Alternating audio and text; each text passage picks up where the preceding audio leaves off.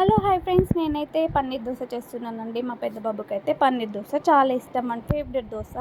పన్నీర్ అంతా మనం ముందుగానే ఇలా గ్రేట్ చేసి పెట్టుకోవాలి. నెక్స్ట్ వచ్చేసి ఆనియన్, టమాటా నైస్గా కట్ చేసి పక్కన పెట్టేసుకోవాలి. నెక్స్ట్ ఇంగ్రీడియంట్స్ వచ్చేసి క్యారెట్ అండి. క్యారెట్ మనం ఇలా సన్నగా గ్రేట్ చేసి పెట్టేసుకోవాలి. దాని తర్వాత నెక్స్ట్ వచ్చేసి ప్యాన్ పెట్టుకొని ప్యాన్ హీట్ అయ్యాకండి దోశ బ్యాటర్ వేసేసి మనం దోశలాగా వేసేసుకోవాలి. అంతే. స్టవ్ మాత్రం సిమ్లో ఉండాలి ఫ్రెండ్స్, ఎందుకంటే కొంచెం ఈ దోశ అనేది కుక్ అవ్వడానికి కొంచెం టైం పడుతుంది. ఇప్పుడు నెక్స్ట్ వచ్చేసి మనం క్యారెట్ అనేది వేసుకోవాలి దోశ పైన నుంచి. చూడండి, నేను లెఫ్ట్ హ్యాండ్తో వేస్తున్నట్టు కనిపిస్తుంది మీకు, అలా అనుకుంటున్న ముందే చెప్తున్నాను ఫ్రెండ్స్. నేను కెమెరా అనేది ఫ్రంట్ సైడ్ పెట్టాను, నేను చూసుకోలేదు అసలు, ఎందుకంటే పిల్లలకి ఆకలి అవుతుందనేసి నేను ఫటాఫట్ చేస్తూ వెళ్ళిపోయాను. తర్వాత చూశాను, నేను చేసింది మాత్రం రైట్ హ్యాండ్ తోటే. ఇప్పుడు నెక్స్ట్ వచ్చేసి టమాటాలు యాడ్ చేసుకోవాలి.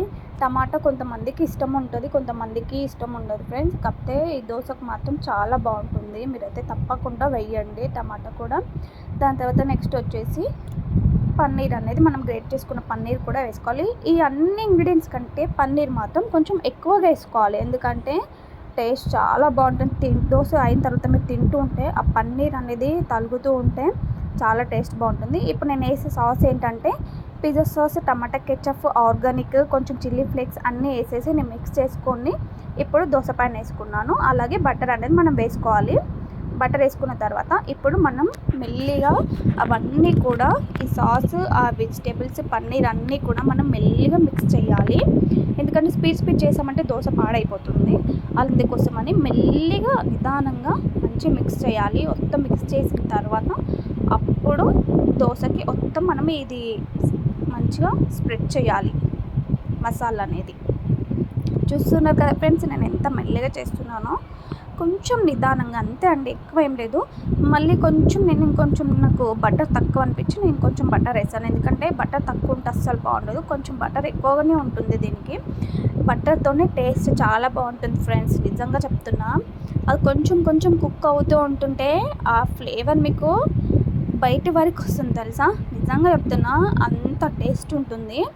మీరు ట్రై చేయండి, ఎలా ఉందో నాకు కామెంట్ చేయండి.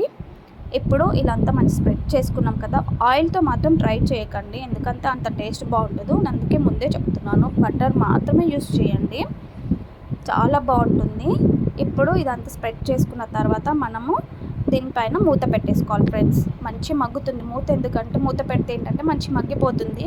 టమాటా, ఆనియన్ ఇవన్నీ పచ్చి పచ్చిగా అస్సలు ఉండవు, మంచిగా మెత్తగా సాఫ్ట్గా అయిపోతాయి, చాలా బాగుంటుంది దోశ. ఇలా క్యాప్సికమ్ వేయాలి, చాలా టేస్టీగా ఉంటుంది.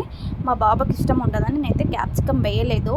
తినేవాళ్ళు మాత్రం తప్పకుండా యాడ్ చేయండి, అంత బాగుంటుంది క్యాప్సికమ్ వేస్తే, నిజంగా చెప్తున్నాను. నేను ఏదో ఒట్టి చెప్తున్నాను కాదు, మీరు ట్రై చేసి నాకు చెప్పండి ఎలా ఉంది అనేది మాత్రం. ఎందుకంటే ఒక్క దోశ తిన్నారు అంటే నెక్స్ట్ ఇంకో దోశ కావాలి అని అడగాల్సిందే అండి. ఒక్క దోశతో ఎవ్వరు ఆగిపోరు, అంత టేస్టీగా ఉంటుంది.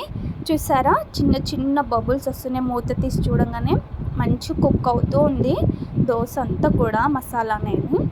ఇప్పుడు మళ్ళీ మనం ఆ మసాలా అనేది మొత్తం ఇట్లా దగ్గరికి అనేద్దాం ఫ్రెండ్స్, ఎందుకంటే కింద మసాలా అయితే మంచి మగ్గిపోయింది కదా, పైన కూడా దగ్గరికి అంటే మళ్ళీ మొత్తం కూడా మంచి కుక్ అవుతూ ఉంటుంది. అందుకే ఆ మసాలా అంతా మనం ఇప్పుడు ఒక దగ్గరికి అనేసి మళ్ళీ స్ప్రెడ్ చేద్దాము. చూడండి, అగో ఇలా అంటే ఏంటంటే మొత్తం మసాలా కూడా ఈక్వల్ టేస్టీగా ఉంటుంది, చాలా బాగుంటుంది తినేటప్పుడు. అంతే, ఇలా అనేసుకొని జస్ట్ ఒక్క 1 minute ఉంచేసుకుంటే అయిపోతుంది ఫ్రెండ్స్, అంతే, ఎక్కువ టైం అయితే పట్టదు. చూసారు కదా పన్నీర్ అంతా ఎంత బాగా కనిపిస్తుందో, పన్నీర్ టమాటా కలర్ఫుల్గా ఉంది కదా. అంతే, మంచి దగ్గరకు వచ్చేసింది ఫ్రెండ్స్. దోశ అయితే కాలింది మంచిగా. ఇప్పుడు మనం తీయడం మాత్రం చాలా నిదానంగా తీయాలి ఫ్రెండ్స్, ఎందుకంటే స్పీడ్గా అయితే తీయకూడదు. నేనైతే కొంచెం సాల్ట్, కొంచెం చిల్లీ వేసానండి, ఎందుకంటే మా పెద్దోడికి కొంచెం స్పైసీగా ఇష్టం అనేసి వేస్తున్నాను. జస్ట్ ఒక పించ్ వేసానండి, అంతే. ఒకవేళ స్పైసెస్ మాత్రం మీకు ఎవరికి ఎలా స్పైసెస్ తింటారో వాళ్ళ టేస్ట్కి తగ్గట్టు వేసుకోండి ఫ్రెండ్స్, అంతే, ఇంకేం లేదు. మిగతా మొత్తం సేమ్ అంతే. చూసారు కదా, దోశ రెడీ అయిపోయింది. స్మెల్ మాత్రం మా గేట్ వరకు వస్తుందండి, అంత టేస్టీగా ఉంది, నిజంగా చెప్తున్నా.